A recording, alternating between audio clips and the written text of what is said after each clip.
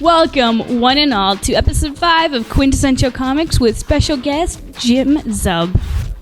I'm Alice Quinn, your host. I'm Matt Garcia, your co-host. And behind us, we have a lovely background done by Jim Zub himself. People think he's just a writer. No, background in animation. Check that out. So yeah, we got an awesome show lined up for you. News, upcoming events, new releases, interview. It's going to be awesome, yo. So check it out. All up there in seconds. Hi guys, it's Matt with your news for this week. Coming out of DC, some sad news. Unfortunately, Jerry Robinson, who's the Golden Age inker and creator of The Joker, many people like, had died at the age of 89 years. He spent most of the 1970s fighting for the rights of creators to have credit for their work, which is pretty much, an inalienable right for creators in this day and age. So, good work, Mr. Robinson. Thank you. DC's also taking the highest sales for November. If you'll remember from last month, DC was beating Marvel pretty soundly with 50 some odd percent. This month, they took 40% around there, and Marvel's still sitting at around 38%. So, Marvel's catching up. But DC also still had the top 4 selling comics of this month, so we'll see what happens. Stay tuned. And out of Marvel, there's a new Spider-Man event in March. It's called Ends of the Earth. And it's going to be Doc Ock's last plan before he bites it. He's gotten Spidey versus the Sinister Six. That seems kind of like a common plan, but, go nuts, Doc Ock, you stupid physicist dude. And it's going to actually coincide with the 50th anniversary of Spider-Man, so maybe they'll all wear birthday hats or something. It'll be exciting. And Astonishing X-Men has a new team, actually, a new lineup. The new writer is Marjorie Liu, and art is going to be by Mike Perkins. It's also going to be made part of the Regenesis event, and Wolverine's going to be leading the team now. So, Wolverine's the cool guy. Still, again, forever. And IDW, a quick story from them. They're following Dark Horse's lead. The big guys are all done, so now the smaller people are catching up. They've gone same-day digital. So if you want digital copies of their comics, you can get them the same day. It's crazy. Wow, who does that? Anyways. And Valiant Comics, if anyone remembers them, they're actually returning. Their first comic out will be on Free Comic Book Day, which is May 5th, so look forward to that. It's going to feature Exo Manowar, Bloodshot, Harbinger, and more. That's your news for this week. Thanks for tuning in. Hey, I got your upcoming events this week. Got lots of holiday stuff. Well, actually, all this month, holiday stuff. One's like, yeah, holiday party time. All right, so on Monday, December the 19th, we got the Dinosaur Comics holiday party at the Beguiling. What? It's going to be awesome. Ryan North is releasing his third trade of Dinosaur Comics Collected. It should be fun. And they're having a Secret Santa, but it's not like the Secret Santa where you draw your names. It's just like bring a wrapped $5 gift, put it in a pile, and grab somebody else's gift. So yeah, if you want to do that, check it out. It should be awesome. That's from 7 till 10. 7 till 10 is like the magic times this week. Then on Tuesday, we have RPG Give, which it's like a charity event that's happening at Snakes and Lattes. Lots of nerds are helping to put it on. They're running cool games like D&D and Battlestar Galactica, the board game. They're doing stuff like that all day, all for charity. So check that out. And by all day, I mean from 7 till 10. Again, that's on Tuesday, the 20th of December. Check it out. As well, the Threatless Theater Christmas special is airing on Rogers TV on Wednesday the 21st from 7 till 10, and I have a special cameo in that special. So do tune in to Rogers TV, 7 till 10, Wednesday the 21st. Yeah, so that's it for your events this week. We could have more, but right at this current moment, we're switching over our stuff. So T.Comics events calendar. We're updating the calendar, like the widget itself, to make a better calendar widget. So we're just still sorting that stuff out. So check back to t.comics.ca/calendar for all your events needs as we do update during the week.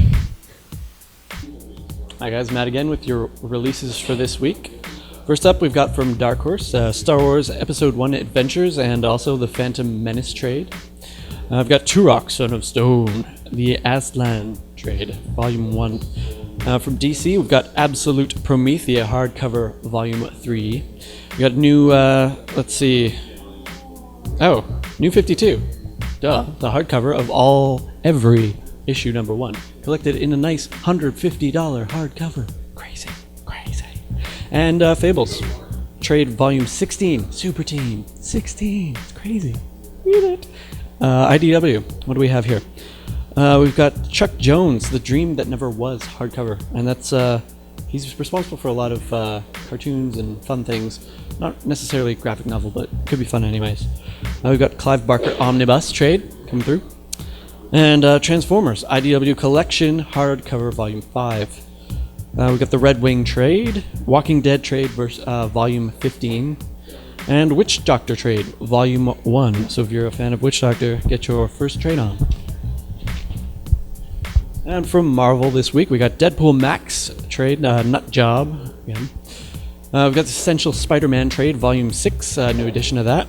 Moon Knight hardcover Volume 1. Secret Warriors trade 5, Night. That's what it is. And Spider-Man, Mark Miller's Spider-Man, the Ultimate Collection trade. And finally, from Marvel, we have Wolverine and Jubilee, which is kind of fun. Curse of Mutants trade. Ooh, when she's all vampire, not useless and sparkly. And finally, Oni Press coming out with Saltwater Taffy, Volume 5. That's it. Have fun. Read them all. Hey listeners, watchers, viewers, it's Quintessential Comix, episode 5. We're here with Jim Zubkovich, or Jim Zub, as you may know him on the internet. How you doing? I'm doing well. How are you? Good. Excellent. So this is the famed writer, Famed of Skull Kickers and Makeshift Miracle, and other works. And other works of all sorts of stuff. You know, writing things. You know, grocery lists. That's right. I do write really awesome grocery lists. I bet. Action-packed grocery lists. It's true. Yes. Yeah, no, Skull Kickers is an amazing, action-packed, awesome graphic novel. It's coming out by Image. Mm-hmm. You guys have 2 graphic novels out right now. It's true. They're awesome. They kick skulls. Thank you. Thanks. We're having a blast putting the series together. It's been awesome. It's just been a really, really great year. It's been really, really exciting, and the feedback from people has been strong. So I can't complain. It's just been an awesome year for doing creator-owned comics. Yeah, I wanted to talk to you about that. Like, creator-owned comics. That's like a huge novel idea. Not a lot of people do that. They have like their publishers that like run the stuff, and they're just like, whatever, I'll just write until you tell me to stop. So how does that work? How did you get started with that? Well, I was doing a lot of commercial stuff before that. I worked, I still work at the Udon studio. So I do a lot of work in terms of commercial stuff for video games or comic books or toy design or things like that. But, sort of bubbling underneath that, everyone's got their own ideas and they want to do their own thing. But there aren't very many publishers that do creator-owned books, or, they're very sort of limited deals in terms of their ability to publish creator-owned work. So Image is they're the biggest creator-owned comic book company on the market, and they've had a really, really strong year for books. And we're just really happy to be a part of that in any kind of small way. So the timing worked out really, really well. That there's been a lot of good conversation about creator-owned books again. That a lot of people are saying that 2011 has been like a kind of a watershed year for cool creator-owned books, and we're sort of just clinging to that, riding the coattails of really great creator-owned books like The Walking Dead or Chew, Morning Glories and stuff like that, where there's just been really good buzz on the quality of creator-owned content. Yeah, and like Image is just great with that. Like they're just phenomenal, and like all of those comics mentioned, I'm pretty sure are Image. And so yeah, I feel like that's probably what makes the comics so good, is because the creators have so much more invested in it. Well, you have to be. I mean, the reality is, in terms of the comic industry right now, it's going through a real upheaval in terms of the way e-publishing or the comic book shop kind of market is working. And so if you're not crazy dedicated to a creator-owned book, because there's no financial security in it, so you've got to be doing something that you love, and that kind of passion, that kind of momentum, hopefully works really well. The nice thing is that Image has been doing this long enough, and they've really changed their identity quite a bit. 2012 is the 20th anniversary of Image Comics. I can't believe it. Makes me feel very old. But yeah, they've been doing creator-owned books for 20 years, and they've kind of been changing with the times, the different types of titles. But the one thing that's kind of stayed the same is that they've been allowing creators to do books that they're passionate about, release it to as wide an audience as possible, and let them control it, own it, control the media and everything else associated with it. That's awesome, man. You got a sweet deal, and let me tell you, another thing you got was an amazing deal on the artist and the color on this book. Yeah, honestly, the Skull Kickers team, I feel so fortunate just to have found them and to be working with people who really get the concept, who really dig in on it. I guess in case your viewers haven't read it or seen the book before, Skull Kickers is sort of like a buddy cop movie meets Conan the Barbarian. So it's like big action, big comedy, over the top, ridiculous stuff, and all the sword and sorcery stuff that I grew up with as a kid, sort of filtering that into a storyline and just going wild and crazy with it. And so finding Edwin and Misty, the penciler and the colorist on the book, who are both, they're really into it. They love what's going on, and they really get it. And when you find the right collaborators, everything just comes together. Clicks. Oh yeah, totally. At this year's Fan Expo, I actually sat down with Jim and Edwin, and we talked more about Skull Kickers in depth. So if you want to learn more about Skull Kickers, check out that interview. And you got also online, you're releasing a comic called Makeshift Miracle. It's more of a manga feel to it. Yeah, absolutely. So Makeshift is tonally almost 180 degrees different from Skull Kickers. So Skull Kickers is like high action, crazy energy, and over the top, kind of bombastic. Makeshift Miracle is a very quiet, atmospheric, mysterious, and self-reflective kind of story, but they both come from different kind of aspects of inspiration for me. So Skull Kickers is like, I'm 11 years old playing Dungeons and Dragons, and I'm hopped up on sugar and kind of just loving sword and sorcery stuff and watching Conan on TV and whatever.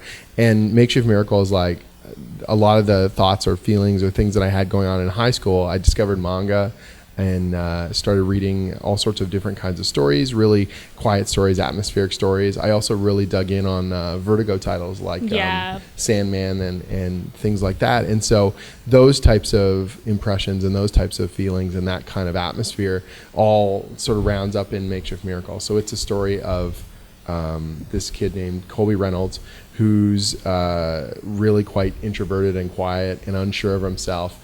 His family goes away, and he's sort of on his own taking care of himself for the first time in his entire life, and he's really not comfortable or sure of himself, and he ends up going on sort of a adventure, almost like a walkabout, he goes off on a little sort of exploratory journey, and what he finds is this big sort of, I don't want to give too much away, but because it's actually still running, but he discovers something amazing, and it's going to end up reflecting back on all of his thoughts about who he is, what has happened, and everything, his dreams, his aspirations, and all sorts of cool stuff. So right now it's being published online, and it's still very much building up. We're only on like chapter 2. Yep, chapter 2 is actually just wrapping up now, and so we're just digging in, because one of the nice things about serializing online is, when you're releasing issues in print, if someone reads one issue and they don't like it, they just sort of okay, well, I don't want to spend money on this.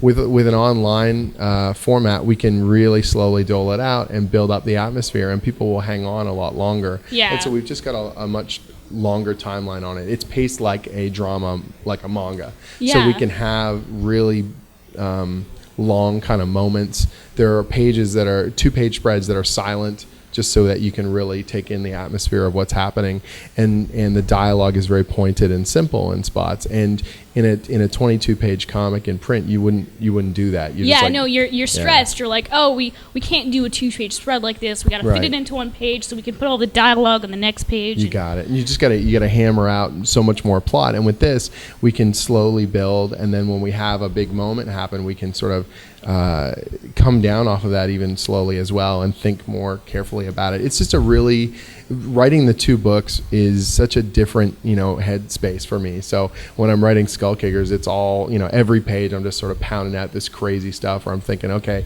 I got to up the ante every single time. And with Makeshift, it's just this slow, very cerebral kind of thing where I'm thinking more carefully about very quiet moments or how we're going to deliver this, and the art reflects that as well. So we don't have Makeshift because it's not in print yet, but Skull Kickers has got this almost like Saturday morning cartoon gone wrong kind of look to it, and Makeshift Miracle is this really it's watercolor, and it's very soft color tones. Gorgeous. And really beautiful, sensitive line art. It's very soft. Yeah, it is. It's done. manga, but with this watercolor edge to it. And the artist on that, his name is Shinhong Chan, and he's a Chinese artist that the guys at Udon found. And he's just phenomenal. He does the most beautiful atmospheric work. And so even just seeing the artwork gets me in the right headspace. Like, it just reminds me of, what's going on and why. Yeah, and I look at my story outline and I sort of look at the artwork and I get myself in that mode, and then start writing for each, and that's one of the great things about it. Having both projects sort of running simultaneously right now means that I can switch gears. I can get myself into different headspaces and explore different aspects. It's very important too, because like as a writer, like I write a piece and then I can't look at it for a day, right. And then I go back and edit it. Yeah. You need time away from your projects and focus on other things, so you're actually in a right headspace for it. Because if you do it too much, then you're overthinking it. Or totally. And one of the nice things, because you have 2 very different projects and they contrast really heavily against each other, if I'm not in the mood for one, I'm still productive. I'm still working away on things. Or sometimes, you just get yourself into different kind of a different frame of mind. And I think that's one of the cool things about it. So I want to switch gears a little here. So you're working with this Chinese artist in China, and you're working with Edwin, who lives in Boston. He lives in New York. Yep. And Misty, who lives in Chicago. All right, so you do all your work through email. Yep. Yeah. I've actually never met Shun, so I know what he looks like. I've seen a photo of him, but I've never met him. Edwin and I did a few conventions over the summer. We've done a couple comic shop signings. Misty and I have hung out in Chicago once or twice.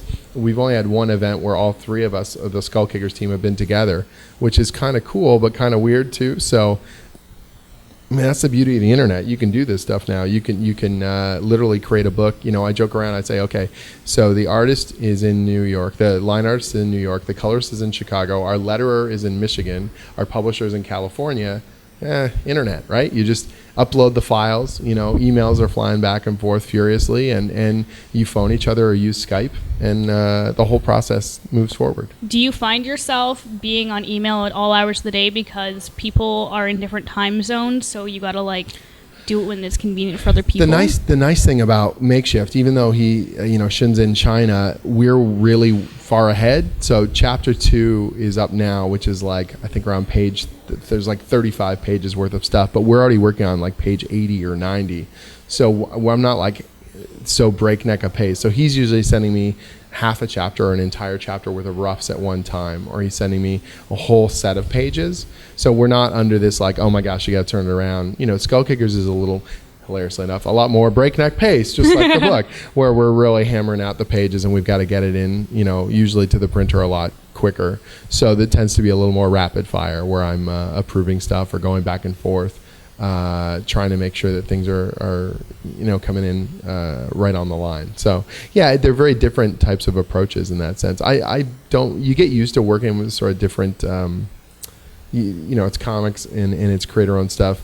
You're not going into an office 9 to 5 anyways. So I'm getting emails in the evening, or I'm writing, I have a day job, so I'm writing in the evenings, or I'm writing on weekends anyways. So you just sort of get used to messages always coming in, or I've got to upload this file. It's midnight. It just becomes life. It does. There are the flexibility of working on this stuff and doing your own thing. You can't really complain about it's 1 a.m.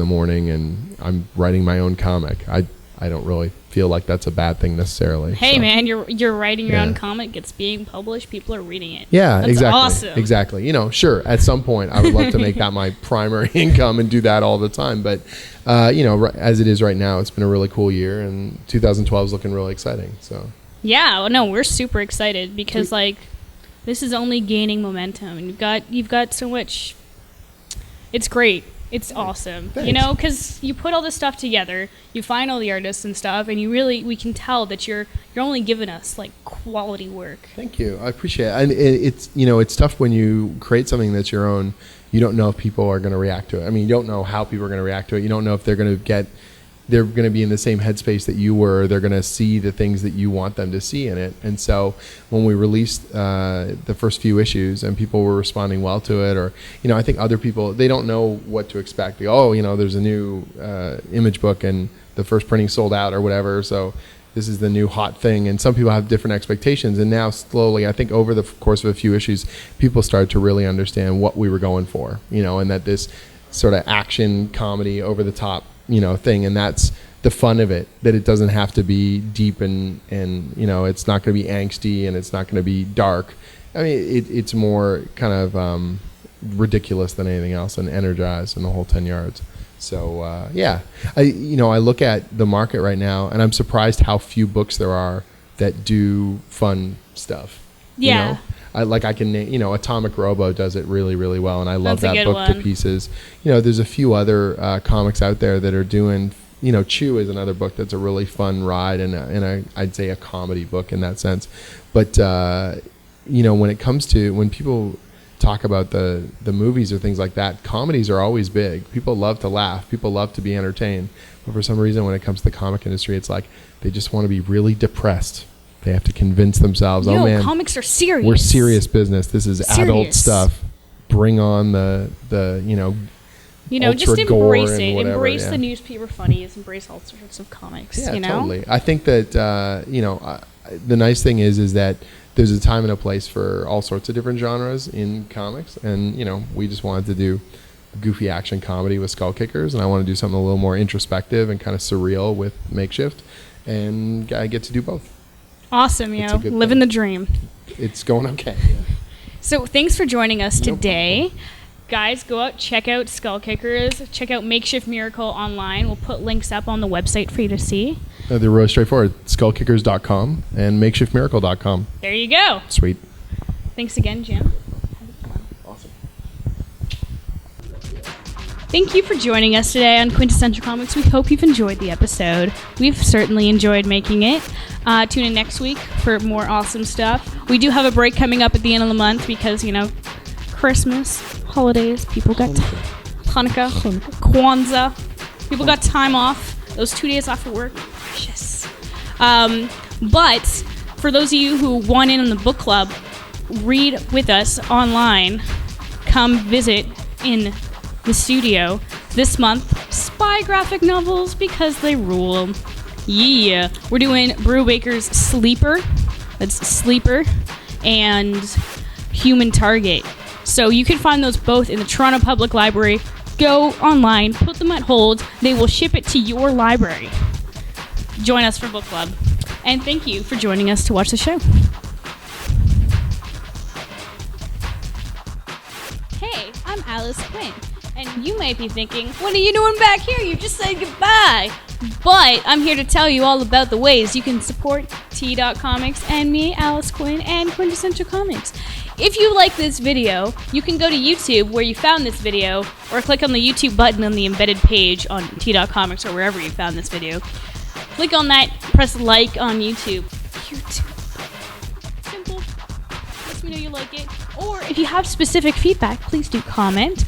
You can also find this on T.Comix under, if you search up Quintessential Comix, it'll come up with a list of all the episodes, and we're still going to have a dedicated page for that website. You can like us on Facebook, facebook.com/T.Comix. You can follow us on Twitter, twitter.com/T.Comix, and those are all my personal tweets as well. So enjoy. And thank you so much for tuning in and watching Quintessential Comix.